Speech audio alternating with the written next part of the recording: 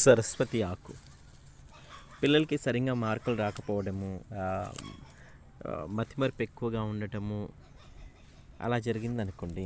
ఈ సరస్వతి ఆకు ఉంది కదా, ఏదో ఒక విధంగా ఒక డైలీ ఒక 4, 5 తింటే వీళ్ళకు మెమరీ అన్నది బాగా పెరుగుతుంది.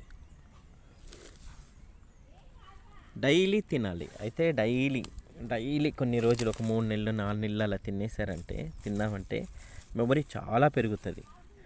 అబ్బాయి నార్మల్గా చదివేవాడు ఒక్కసారిగా ఫస్ట్ క్లాస్ పైన మార్కులు తీసుకొస్తాడు, డిస్టింక్షన్ లెవెల్లో తీసుకొస్తాడు.